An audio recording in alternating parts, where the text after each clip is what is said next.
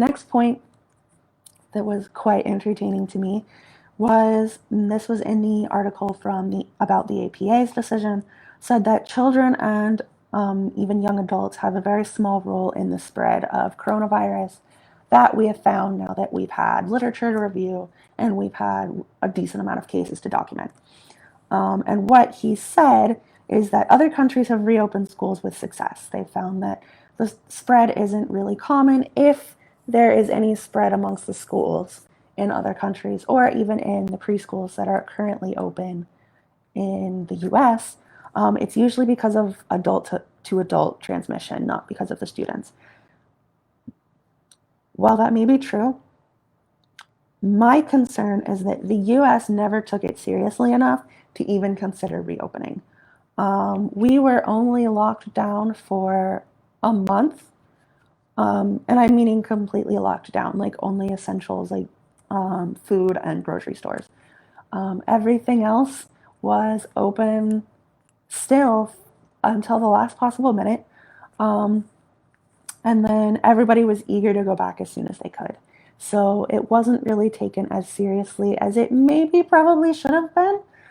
And so I think that's where that's gotten us now. We're seeing a rise in cases because people don't want to be at home. They're concerned about the economy, but they also don't want to follow the CDC guidelines and wear a mask. So we're not taking it seriously enough to even consider going back to school yet.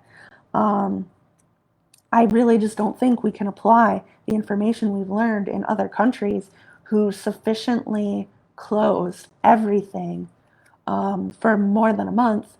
I don't think we can apply what they've learned about their cases to our cases because we haven't treated the situation in the same way.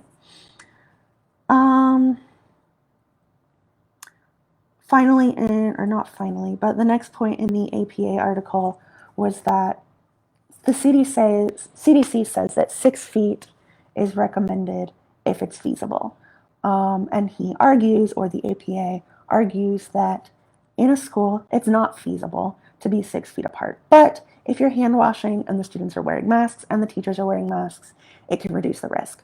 And that's also saying that teachers should be keeping their 6 feet as often as possible and should be doing meetings and such remotely. So staff meetings are no longer in person. They want staff meetings to be online to follow the CDC recommendations. The problem with that, these people have obviously not stepped foot in a school. Most schools that I attended, kindergarten through 12, and I attended 3 different schools, I believe, none of them had soap in the bathrooms. Soap was taken out because people would use it to make, they would use the soap to act as a glue and roll up paper towel rolls and stick them, or paper towel or toilet paper, and stick it to the ceiling. So soap was taken out of most bathrooms. In elementary school, a lot of the classrooms have their own bathrooms and sinks, but not always. And that becomes a problem when you need to wash your hands frequently. I know my mom is a school teacher, her classroom has a bathroom, but most of the classrooms I was in high school did not have a bathroom. And if they did, the bathroom was outside in the hallway or around the corner. And again, none of them ever had soap. So how are we going to be increasing hand washing if we don't have soap, if we don't have sufficient supplies or sinks or materials to do so? You cannot be washing your hands if you don't have sinks. You can use hand sanitizer, and that does work, but it's still, from the beginning, it has been emphasized that that's not as efficient as using soap and water to wash your hands. Also, to wash your hands appropriately, it takes time. 20 seconds is a recommended time. In preschool, we would often give everybody soap at one time, and then we'd sing the ABCs or count to 20 while we all washed our hands, and then everybody rinsed at the same time. But that still took time away from everything else that you were doing. And that was in preschool where we had a sink in the classroom. And a lot of classrooms in middle schools and high schools do not have that ability. They don't have sinks. They don't have easily accessible soaps. The bathrooms are small, so they don't have very many sinks to go around in those bathrooms. That's a problem that I don't think anybody really thought of. I know my chemistry classroom had sinks in each table, but not all of them worked. And oftentimes the water supply was purposefully cut off so that we didn't make messes with them. So that's definitely an issue. Um, they're saying um, wearing masks. In preschool, that's going to be a difficulty because a lot of children, the masks are going to be another point to fight over. Somebody's mask is cooler than mine. We want to trade masks because I like his plain black mask and he likes my Ninja Turtles mask. I want a princess mask. I don't like this mask. These things happen. These things are very real, and it could definitely start occurring in the classroom if we go back. But more so than that, with a mask policy, you're going to have rules and restrictions on what is acceptable and what is not acceptable.